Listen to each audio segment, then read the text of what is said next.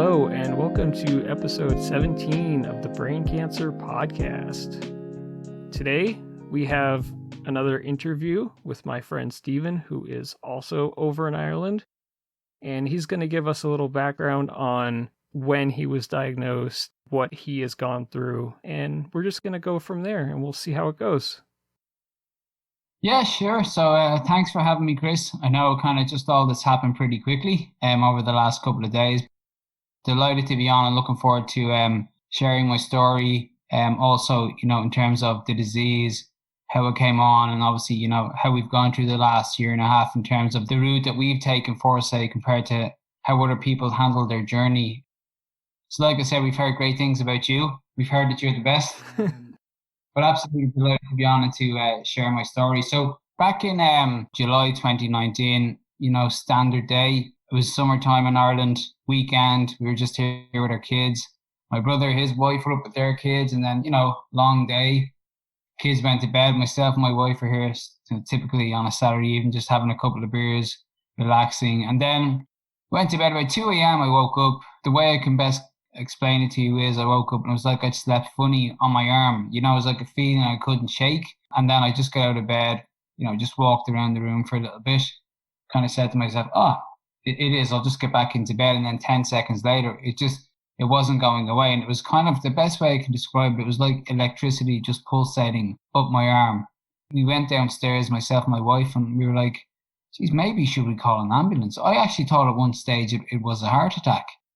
So we called an ambulance. Ambulance came, standard, check your blood pressure, check your heart rate. They said, just as a precaution, we'll just bring you into hospital.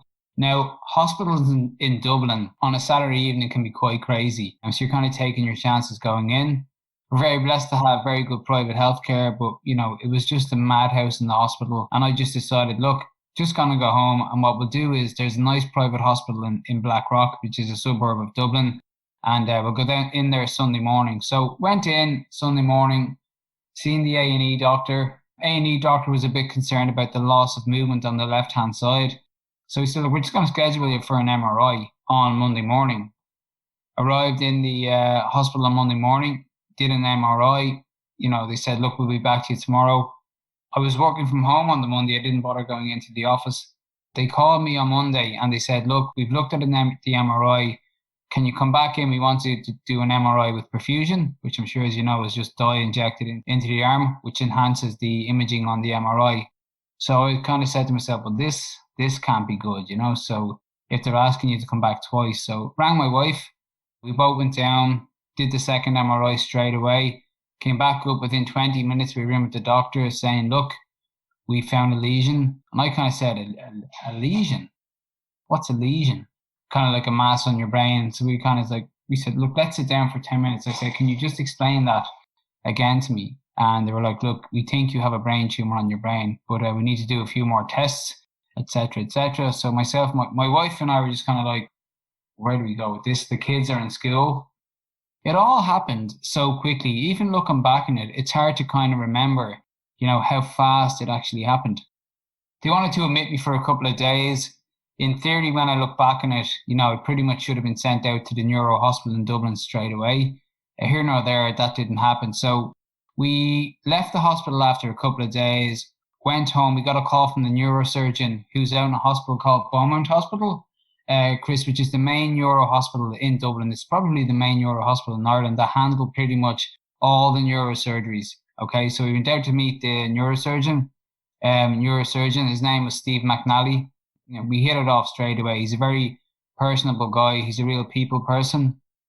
He's very open and honest with you. So you have a tumor on your motor cortex, pretty much affects all your motor skills, and it needs to come out.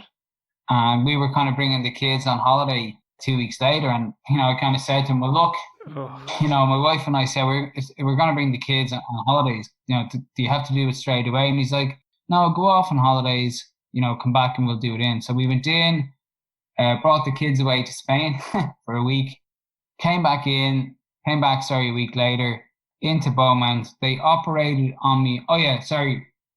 So one of the things they kept saying, and I'll just update you on the story. One of the things they kept saying to me, it looks like a low grade tumor. Actually, we're nearly 100% sure it's a low grade tumor. So we were kind of saying, all right, great, so get in, operate, get it out.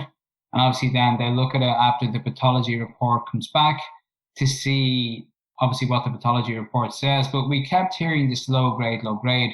Here nor there, they did the surgery, removed 95% of the tumor, which in medical terms, in my experience now, is called a full resection. Obviously, there's always going to be potentially tumor cells left over. Went back in the following week.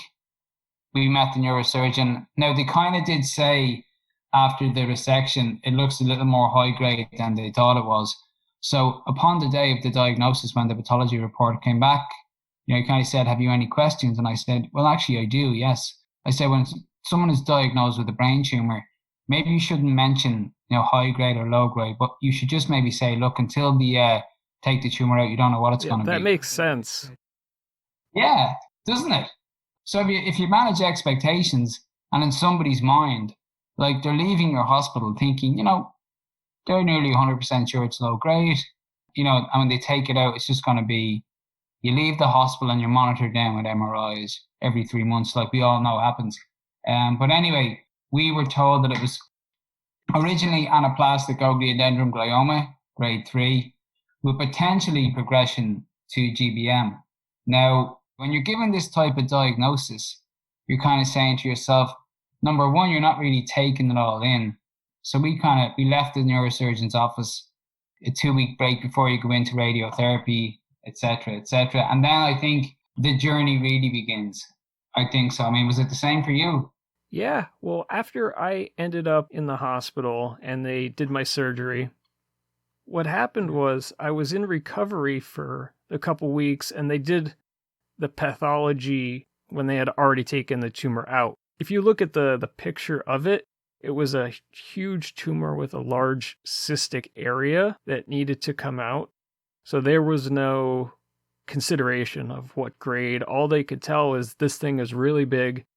And based on my symptoms and getting worse and worse over about 2 months, they just said that this needs to come out. And they didn't give me any official diagnosis until I went in, maybe like a week or a week and a half later to talk to the doctor after they got the pathology reports back. I think when you go on this journey, I've certainly learned a lot in terms of medical profession, in terms of the doctors that we deal with. I mean, I'm not too sure, as I said, we talked to major hospitals in America, considering Duke, Dana-Farber, like we've discussed. For me, there's a lot of things I would change. Like everything's great in hindsight. You're coming out I was operated on the Monday and I was out on the Thursday. Was only in for 2.5 days. We went back next week. Were you the same? I was the same way. Yeah. Monday morning surgery. I was home by Wednesday afternoon. I couldn't wait to get out of there. Man, I don't think people really understand until you're in one of them neuro units. I had a great surgery. I think it was over in probably 6 or 7 hours. I remember saying to my wife that day, listen, she came in, obviously, when I woke from the surgery, the neurosurgeon had called her. And I came out, you're kind of awake, but you're not awake.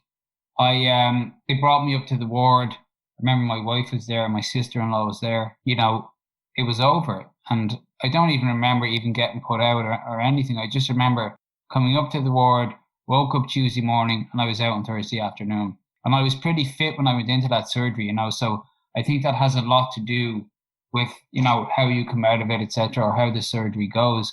But I was out on the Thursday, went back in to get the full diagnosis the following Friday. And some of the doctors, they're not very personable. Some of them don't know how to speak to people. This is just my experience personally. I'm not too sure if yours was the same. Got the pathology report and I was like, okay, we've heard all we need to hear. What's next? What are the next steps?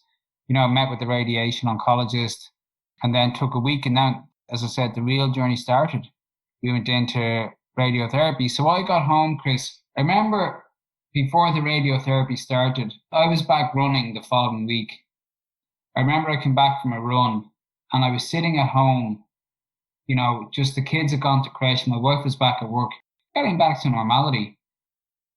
I rang my boss, who was actually in New York at the time, and I said, I'm coming back to work. He's like, You're what? I said, I'm coming back to work. I said, life doesn't change. As far as I'm concerned, the surgery's over. The next step doesn't start till the end of October. I said, I'm coming back to work. And he's like, Stephen, are you sure? And I was like, well, if you know anyone better that can do what I do better than me, just say it. And he was like, well, no. So I was like, I'm coming back to work next week. But he said, if you feel you're up for it, come back. Met with HR. HR cleared me to come back to work. And I was back from the time of the surgery. Within 4 weeks, I was back in the office. Now, I know everybody's different. I'm not speaking for any other people that have gone through this, horrible experience. But for me, Chris, it was just getting back to some normality. Life goes on as far as I was concerned. So the next journey, as I'm sure you're aware of, was the radiation. Now, if I could go back and change anything at all, I would never have done the radiation. And I'll tell you why. Okay. For a couple of reasons. I came out of the radiation fine. I did the 40 days of radiation. I'd heard all these stories, you're going to sleep for 14, 15 hours a day. After every radiation session, Chris, I was running 5K. I'd come back, I'd have my running gear ready, I'd put it on. It might take me a bit slow to get my heart rate going, but for me, the moving was like medicine itself. I needed to come back and do something, so I'd come back and I'd run or I'd train. Like, I got a bit tired towards the last couple of days, but that was it, but I absolutely flew through the radiation. I actually went really well through the first 40 days of chemo. Kept myself in great shape. But then the challenges started in the new year. I started to notice some serious defects in my left side. My left hand started to go a bit weak. I lost all my hair, which, I didn't really care about that. I had asked a couple of questions in with the doctors the first time. I'm a very analytical guy, Chris. I'm all about numbers and results. And I kind of said, look, they said they got 95% of the tumor. In medical terms, it's called a full resection. All right, we all know that it's called a full resection. Well, some cells will remain, but some cells might lay dormant for years. So I kind of said, the radiation finished on the 4th of November, back on the chemo in December. Based on what you've seen, how successful was the radiation treatment? And I was like, well, there's 5% of the tumor left, and you've hit me with radiation. You aim that beam specifically at where the tumor is. I said, I'm sure you give yourselves a little margin to try and aim it, but I'm sure you kill some healthy tissue as well, based on the defects that I have. So I kind of said, based on what you've given me, how successful has the radiation been? Well, we won't know until we do the MRI. So in Ireland, they wait for about 3 or 4 months before they do the first MRI. But I was kind of saying, well, if you're going to wait 4 months to do an MRI, how are you really going to benchmark how successful the radiation has been based on what percentage of the tumor has been left? So how are you benchmarking success of how successful the radiation was? So for me, personally, it didn't make sense. Did you find similarities with the type of treatment that you got? Well, when they did the radiation for me, I only did 30 treatments over 6 weeks for a total of 60 grays. And the fatigue really hit me right at the end of the 5th week into the 6th week. That's when it hit me. And obviously, I had lost all my hair by then. The fatigue, I think, was even worse because it was right before Christmas. So it was like 2 weeks before Christmas. And then I was supposed to travel back home to Pennsylvania. I was so tired. I was really tired for months afterwards. And I've always been an active person. The radiation, it really took it out of me. And it took me a couple months, closer to 4 or 5 months, to really get back to somewhat feeling like a baseline again. Yeah. Everybody's different, but I made sure to walk every day. I was eating well, but it just took it out of me. I definitely agree with you. I think everyone's different and how they how they deal with the treatments. I think based on how you are clinically, how you are physically. And I was pretty much the same. I think the last few days it took it out of me. And like you, I would have been really active, like a big runner, a big sea swimmer. So I kind of felt the fitter I am, the better I'm going to come out of this side of the treatment. We had a great Christmas. Chemotherapy was going well. I was like you, probably doing the temozolomide. Did you do that one? I actually did not. I still have it as an option. The first line that I was offered was this clinical trial immunotherapy drug, combined with radiation to see how that would work. And if the trial failed, I would always just be able to pivot over onto the temozolomide and continue with the standard of care that way. Yeah, they did offer me a couple of options. And for me personally, I kind of thought, well, Temodor looks like a good shout. For me, one of the things that stood out about it was it does pass the blood-brain barrier, which was most important to me. And there seemed to be minimum side effects from it. So we went with the chemotherapy, and that finished in June. And then my second MRI still showed so much swelling, like as in the edema, the necrosis. That's when I started to really put my head down into this and really start to learn, what I was actually dealing with. And I started to think outside the box, and I started to learn alternative ways of, the best approach to deal with this tumor. So for me, I embarked on a journey outside of the standard of care. So when my chemotherapy finished in June, I started to kind of really, really experience some challenges. And I mean some major challenges. My left hand got very weak. My left side started to get a bit weak, as in I couldn't pick a cup up or I couldn't pick anything up. And then we started to really go down a different pathway of how we're going to address this. So the first things that we did, we looked at, I think you have to be on top of this, but you can't let it take over your life, for me personally. So one of the things we did was we started to look at supplements.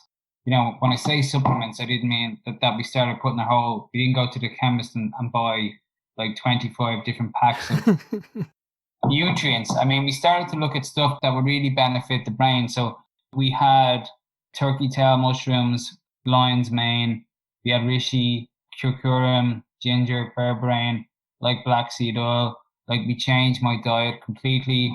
And then I started to read up on a couple of different things. Like, one of the things I learned, firstly, probably the most important thing that I learned, was cancer is all about inflammation. All these chronic diseases are all about inflammation. And one of the things I started to learn earlier was that if you control the inflammation, you control the cancer.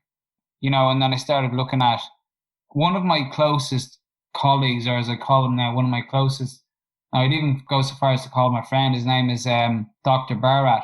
He was a really good doctor in MD Anderson. And he was big into how the inflammation that causes these diseases, how we can control them. If you look at kind of Amgen, Johnson & Johnson, all these companies, all these pharma companies, which are worth over $50 billion a year. And this doctor was starting to challenge these companies that are just, I mean, if you look at, say, back in 1910, before 1910, all drugs were purposed from without any chemicals in them. And 1910 was the first time that they started to put chemicals into drugs. So he's a big advocate as food, as medicine. It's so important. He talked a lot about inflammation. And he's a world famous doctor. So I started to speak to him separately around diet, around supplements, what's the best kind of stuff to put into your body. We started looking recently at a couple of articles around hydrogen and oxygen. So we bought a hydrogen machine about 6 months ago. And what we did was it produces 600 milliliters of hydrogen and 200 milliliters of oxygen. And what it does is, the great thing about hydrogen, Chris, is it's the smallest component in the world. And what it does is it crosses the blood-brain barrier, which means, I mean, we all know why most clinical trials fail. It's because they don't go in and cross the blood-brain barrier. Hydrogen is really the small tough. Yeah, it is so tough. It goes straight into the blood-brain barrier and it can kill some cells. So my last 2 MRIs, have been clear without on any treatment. So you're kind of saying, wow. that, yeah, so, there's no evidence of disease. There was still a lot of swelling, but, it's amazing, like, even a year later, the damage that radiation can do. Chris, I can't move, like, my left hand. I was running 7K a day in August, and all of a sudden, whack. I can't swim. My movement's gone on my left leg. I haven't held my son in 8 months. Wow. I can't even tie my shoes. If there's no evidence of disease and there's no tumors, what's causing that? And it's clear to us that the radiation has just crippled me. Did you ever have any side effects of radiation, Chris? Or I know some people don't. All I pretty much had was the fatigue. I lost all of my hair, that was for sure. I didn't lose it in the back, but I really Yeah, wish that I had just shaved everything off before starting it because my hair was maybe 3-4 inches. And once it started to fall out, it came out in clumps. It was just a mess in the bathroom. And I wish that, you don't even notice it, do you? Like it just all yeah, happens. it was all gone within, 4 or 5 days. I would get in the shower and it was all gone. I just wore a beanie for like a year and a half, 2 years straight. In terms of the way we addressed the supplement plan, it was very, very, we really put it into to my diet, as in, like, say, for example, in the morning, I'd have a specific smoothie with certain spices in it, with non-flavored almond milk, blueberries, strawberries, and then I'd have a really, really strong set of supplements after I take that, taking Boswellia serrata, curcumin, turmeric, like, so in terms of the supplements and spices, they would be a massive, massive part of my diet. Like one of the things that we learned early was that all these chronic diseases were all caused by inflammation. And we found pretty early, if we can control the inflammation, you can control the disease. And it's so funny, Chris, like not that we would spend, because I'm a great believer in this will take over your life if you let it. Like it really it will take over everything. I would be like you're doing the podcast, etc., etc. One of the biggest things I would challenge was the way there's so much chemicals in the medicines that we take. If you look, we looked into the hydrogen, we looked into the oxygen. We've been doing that for about 4 to 5 months now. Like as I said, hydrogen is the smallest molecule on the planet, and it does cross the blood-brain barrier. Molecular hydrogen, mix them both together, we're breathing Brown's gas. The only challenge I have now is the mobility aspect, which I'm in physio for like 3 days a week, trying to do it, trying to get it back. But I don't know if there's been so much damage done by that radiation. Is it ever going to come back? Like it's a massive, Yeah, massive I have challenge. no idea. And because your tumor was on or near your motor cortex, it's very possible Yeah. that your mobility might not come back, but you can't not try some amount of physical therapy to try and bring back that movement. It might be slow, but if you see improvement, you know that you can keep improving on it. Exactly. I mean, I believe that when you come out of that type of surgery, you're going into the next stage of the treatment. And someone can sit in front of you and go, this can happen, this can happen. But are you really in the right mind frame coming out of that treatment, about to start the next one? Are you really absorbing all that information? And if I could go back and change it, I think doctors have a duty and obligation to say to you, these are the potential side effects of what you may face. Because if I knew back then what I know now, I would rather have had like 12 to 15 months with my wife and kids having fun than to be faced with these challenges. I mean, I can say to anyone who's a father, like imagine not being able to chase your son or pick up your child or not being able to drive. I haven't missed any work, but like, as far as I'm concerned, it's not the disease. These side effects have been caused by the treatment. So, like, if it's not the cancer, it's the treatment they use to kind of kill the cells. And I know everyone's going to have a different opinion on this. Do you know that type of way? So it's just one of the most frustrating things is that we weren't sat down and told properly. Did he give too much radiation? Did he give too much of a margin? Like we weren't told about proton therapy, all the different types of radiation. Like was that beam accurately aimed at that spot? Did he go around it too much? How successful was it? How did they benchmark the success of the surgery? Or sorry, of the radiation? Like there's a lot of unanswered questions and questions that we'll probably never get the answers to. It's very unfortunate, and you're right that everybody experiences different side effects. And every radiation oncologist could approach a different tumor in a different way.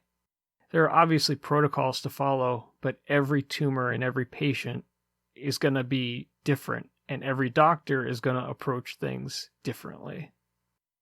Yeah, exactly. And then you have the biggest challenge in Ireland is Can you believe there's no neuro-oncologist in Ireland? Wow. Now, imagine that. So, like, I believe in some of the doctors in the medical profession don't like to be challenged. And I even said that to Dana Faber before. They don't like to be challenged, as in, that you've gone off and done your own research and, kind of really got to understand about this type of disease, some of the things that can potentially outline the normal standard of care. I did a bit of research and I was like, the doctors that we had were, yes, medical oncologists, but not specialized neuro-oncologists to treat diseases of the brain. So they might be experts in thyroid cancer, breast cancer, and these guys are specifically now going in trying to treat your brain tumors. Like, it's crazy, absolutely crazy. Yeah. I feel lucky that at MGH, when I go to the Yawkey building to see my doctor, it is the Department of Neuro-Oncology. They have an entire department which is just focused on neuro-oncology. I mean, you would think that, wouldn't Yeah. you? There's a hospital called the Hermitage, it's a big private hospital. It's a lot of great neurosurgeons, but there's no neuro-oncologists. It's absolutely crazy the challenges you face here. Like, we've spoken to, Germany has a great oncology sector in terms of neuro-oncology. We've talked to a lady called Saskia Biskup, which is a human genetics specialist, which means they create a peptide vaccine from your own immune system. And it's known to be very, very effective with brain tumors. My brother is a professor in chemical engineering. That's where we started to read about the, molecular hydrogen, the oxygen. So I'm on that 4 hours a day and 2 hours a day with oxygen. I'm a great believer in the MRIs will tell the story, which they've been good so far. But I think you just never know, Chris, do you? No, you really don't. As long as you get the results that you're looking for, I wouldn't question how you get there. Yeah, exactly. Have you ever done any off-label stuff? As far as like supplements go, I do turmeric and various mushrooms like the lion's mane and reishi. A couple other non-mushroom supplements like ashwagandha. And I've heard a lot of good things about boswellia, although I've never tried it. Yeah, so it's amazing. Like, so I didn't want to get bogged down with, oh, take this, take that, take this. I mean, we get a very good CBD oil made in the UK. We do the THC oil, but I've never wanted to just start taking things for the sake of taking them. I wanted to be very orientated and structured of what we dealt with. So, like, I kind of wrote these down to go through with you. Like, so we do the like turkey tail, reishi, lion's mane, all the kind of good spices like turmeric, curcumin, berberine, black seed oil, niacin, kaolin, cinnamon, boswellia serrata. But that's pretty much it. We do fresh garlic every day with 2 cloves. But, like, there's about 10 there. But, like, that's pretty much all we take. That's one of the biggest challenges. And would you believe there's about 5 special hospitals in Ireland, but all my MRIs have to be done with perfusion, and there's only one hospital that does them. So anyone that lives in different parts of the Republic of Ireland has to travel up to go to this specific hospital. Is that in Dublin? Dublin, there's only one in Dublin. It's so frightening, it's scary. In particular around the level of treatment, so standard of care, radio, chemo. If you think about it, there's no clinical trials in Ireland. And we have so many here. Like, if you look on clinicaltrials.gov and you type in glioblastoma and your location is Boston, you'll get at least a dozen different results at various hospitals around the city that are all recruiting or are still posting results of their trials. Wow. What's the most successful one you've seen over there? I'm not exactly sure. I know there's so many. But there are a few that I'm really interested in. Last year, it was reported on there are some clinical trials that will be starting using a modified Zika virus. I think it's fascinating because of the way that it can get into the brain. And that's why babies were born with deformed heads if the mother had Zika virus. But in adults, the Zika virus doesn't really do anything. It's just very dangerous to babies. But they're using a version of it to attack brain tumors and use the Zika virus to kill the cancer cells. I mean, it's crazy. It's one of the things that, I've never really understood. And I said this to one of the doctors in Duke and Dana Faber as well. Like, just trying to understand that the lack of progression in nearly 30 years of where this disease has really showed itself.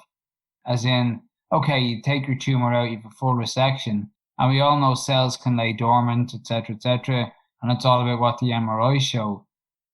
But the level of treatments that are just not out there is just, you can understand now, even when we're talking, why people just will not accept it anymore. People refuse to accept that this is all that can be offered.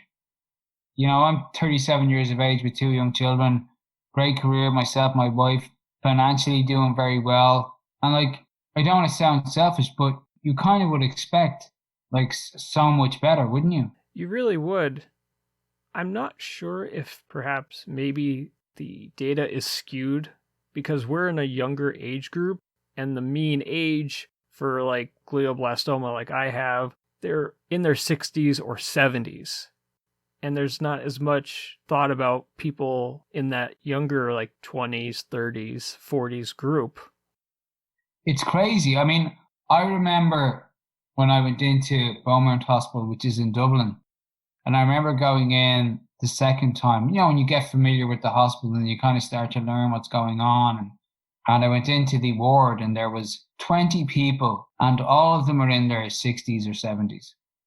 Now, not that they deserve to be there any more than I do, but I was kind of saying, well, these guys have raised their families, they have kids, it was kind of how I was the youngest there by about 30, 40 years, easily. And I think that was one of the more frustrating things about me. Sorry, I beg your pardon, that I got frustrated with. I'm 37 years of age, and here I am with all these people who are talking about their kids, they look after them, they've raised their kids, and I'm thinking about, well, my wife's at home with my 2 kids, and this is the level of care that's it like. So I kind of said, well, here, this just, and thank God we had the finance to go out and start looking at these really, really proper supplements. We spoke to really, really good doctors. Like the peptide vaccine seems to be one of the most cutting edge ones in the world. We looked at about really, really strong information around the molecular hydrogen and oxygen in terms of the research we did in the machine that we got, etc., etc. More so interested in the fact that hydrogen is the smallest molecule on the planet and it goes into the blood-brain barrier. And like we said, we all know why clinical trials fail. They don't get into the blood-brain barrier. And hence, I think that is the biggest challenge, for me. So that's kind of some of the more frustrations that I found in regards to being on this journey. I mean, for people as young as us, it's just so annoying. I just can't put my thumb on it. In today's medical world, with all the science we have, that this is kind of the best that is out there at the moment. Something just doesn't, I'm not saying there's not a conspiracy theory behind it. That's not what I'm saying at all, but something just doesn't, add up. How can you be left with no mobility? I wish I had an answer, but I really don't. The brain is just so complicated. It runs everything in our body. It only takes a little bit of damage to one area to completely lose the ability to use your arm. It's just crazy. I mean, I was in there 2 weeks ago and they had 2 neurologists, a stroke team, the oncologist, and they can't figure out between all of them. I'm a great believer that people make mistakes or they don't have skill. If you don't know something, just tell it. It's absolutely fine. But they reckon that all the electricity in my brain is trapped. It's like having a sinkhole plug blocked up. So they don't understand why it's not releasing down. It seems to be that they're starting to kind of admit that there's a lot of radiation damage. Whereas on that's what I started talking about, that margin, Chris. It was the margin a bit too big, that they might have gone too far, damaged too much healthy tissue. It's very possible. We all understand that. It could be possible. It's probably that they did. I just wish they had sat us down maybe at the time and say, these are the potential side effects. Because now they just don't know. Did you go on dexamethasone? I went on that after radiation for a little bit, and then they took me off it. And then I read up on the Boswellia serrata and how positive that was. in terms of how it can be really good for brain swelling.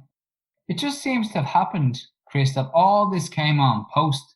Like all my side effects only really started to happen in August. Apart from that, I had a great surgery, radiotherapy.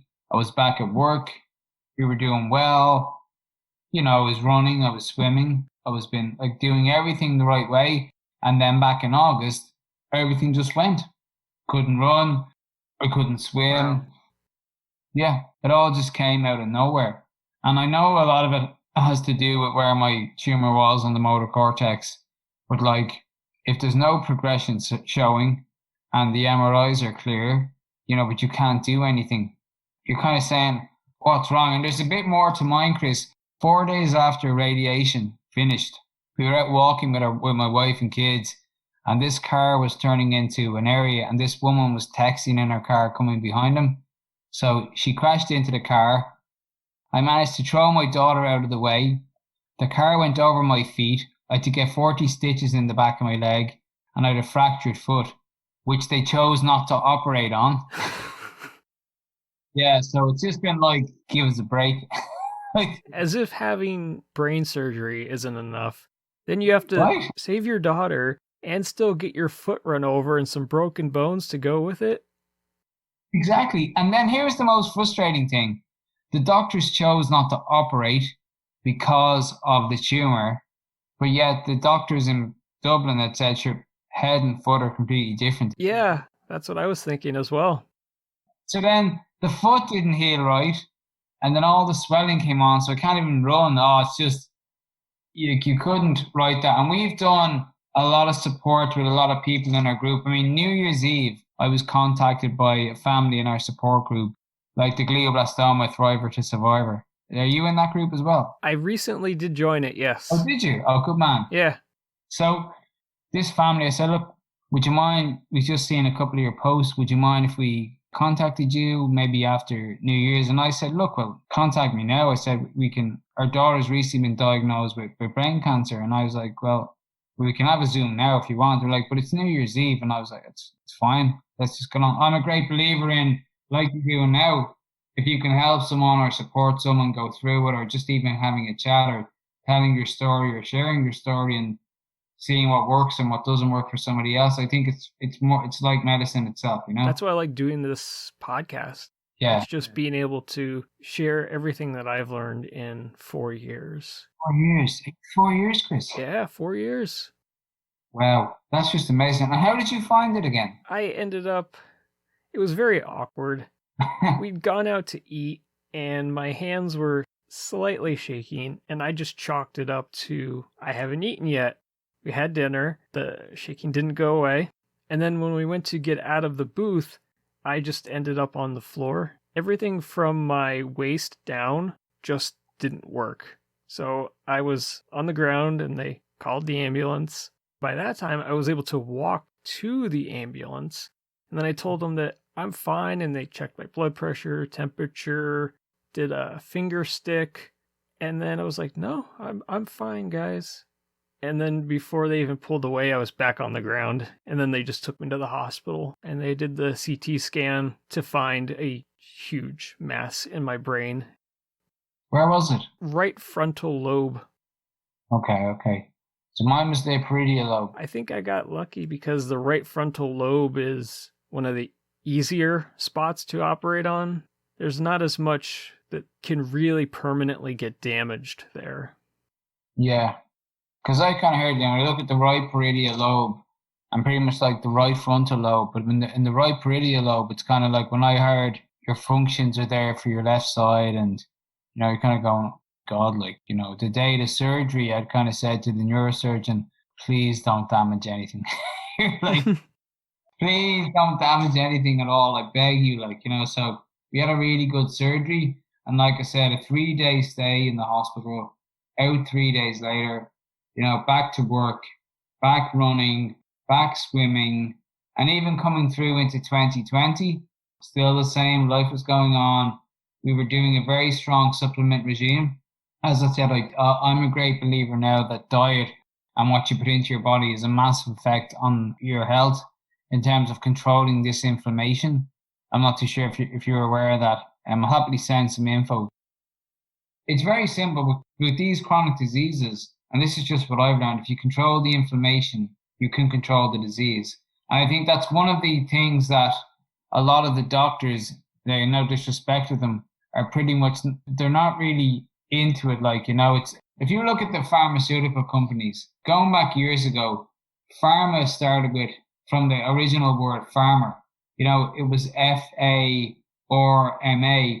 And we all know years later that was changed to pharma with a PHA or MA, and everything now is all chemical based drugs. Even like food uses medicine is so powerful now. And I just believe that doctors don't really seem to believe that. They don't really have a view or a structure, and I said no disrespect to what these things can do for a patient. It just seems to be everything's just a chemical based drug, and I would have a strong view and that's not the best way to go moving forward. It just seems to be radiation, chemical based drugs, that's your treatment. And I just think people aren't settling for it anymore. People want alternative solutions and they deserve them. If that's the route they want to go down, then they should be entitled to go down that route. Yeah, I take a very similar approach in that I think diet and staying active are two of the most important things that you can do, especially with food. Garbage in equals garbage out. If you put junk into your body, you're going to feel like junk. Exactly. And there are so many other benefits, not just to the tumor, but just if you're eating healthy, you feel better, and you stay active, you feel better. I make it a point to try and walk every day. I enjoy working outside, whether it's tending to the garden or raking leaves in the fall, just being outside and active in some way, even if I'm just in the yard, just being outside and getting fresh air and being active, it helps me mentally and physically. Massively, Chris. I mean, I couldn't agree more. I sincerely could not agree more. I mean, speaking from somebody who was so active in terms of running, swimming, that's all got taken away now from damage. I'm in physio, 3 days a week, trying to run, try to keep as active as I can. But like you said, if you're not active, you just feel sluggish. You feel tired, you feel fatigued. So I think the more you move and the more you eat healthier, the better you're going to be. Yep, I completely agree. Yeah, I definitely do. I mean, I sincerely do. And I think for me, being a bit more structured and being a bit aggressive with the treatments that we've decided to go down, I'm a great believer in numbers and results. And our results are there in terms of the molecular hydrogen, the oxygen. Even now, I'm going to start next week vitamin C IV infusions because high dose vitamin C has been relentless a new form of treatment that is really, really good for cancer and especially for brain tumors as well. I think you've got to be open to kind of not let it take over your life, but you certainly have to be open to upskilling yourself on what can be some treatments that could be very beneficial. I try and look at it as a lot of little things that accumulate into keeping us healthy. Yes. It's just the small things that you do add up to something great. And every person can do their own separate things. Mm-hmm. But it's important to hear what options other people are using and what is out there. Yeah, and absolutely. And I would be completely in agreement with you the same because when we spoke to Dana Faber, they were very interested. There was one doctor in particular who was very interested when we kind of went into the details of what I was doing. Like when we talked about the molecular hydrogen, they were like, what? What is this kid doing? What's this guy doing? This crazy guy from Dublin, what's he doing? And then one of them was actually doing a podcast where his patients were going back to him and saying, look, if you look at glioblastoma thriver to survivor, Chris, you will see some of the best and nicest and kindest people in the world who will share so much information and will be so supportive, and you could message somebody and they'll come back to you straight away. But a lot of them will challenge their doctors, in terms of, it'd be like saying, you're my doctor, and I come back in and say, hey, Chris, I'm going to start molecular hydrogen and breathing Brown's gas and oxygen. You'd be like, it's that way. What is this? Oh, I'm going to be getting IV vitamin C infusions. And then, I'm going to be changing. Spices are going to become a massive part of my diet.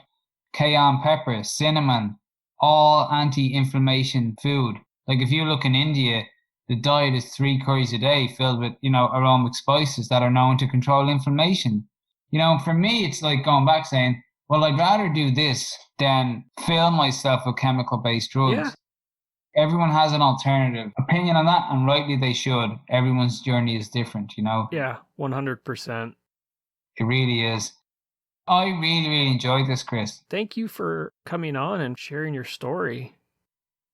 I'd love to do it again. I just feel like I was actually so nervous. I get so nervous before I sit down and record, and I don't know how much it comes across in the episodes, but I get super nervous. I don't know why, but I do. I still get super nervous every single time. I feel like, you're going to speak to somebody who takes some information down. And I always like to keep a couple of notes. You're kind of saying, right, I'm going to tell my story, tell my journey, share my experiences, good and bad. And then you kind of go through the challenges you face throughout your own journey. And then you start talking about the defects from your surgery, etc. And then you start talking about your supplements, your alternative treatments. And then you kind of say, did I rush that completely? No. Or did they understand everything I said? Or are they going to go, what is this guy talking about? Yeah. You ready to go to bed? Yeah. But no, I'd love to do it again sometime, Chris. Maybe just catch up. Yeah, I'd love to have you back. It's great. I really enjoyed it. I'm glad. I hope I gave some positive input. Oh, you did? Yes, for sure. This crazy Irishman who won't shut up. No, it's fine. Good. Thank you for coming on. And pleasure. And it was lovely to meet you. Thanks for having me. Yeah, of course. And I hope you have a great night. Yeah, I'm Irish, Chris. I'm going to have a couple of beers tonight. Sorry. So it's Saturday night. The kids are in bed. That's quite all right. Thanks for letting me share my story and information. And I hope it's beneficial, or, that we can share this around. That'd be awesome. Good man, Chris. Well, listen, it's lovely to meet you. You again, brother. And you have yourself a nice day, and I'll speak to you soon. All right. Thanks.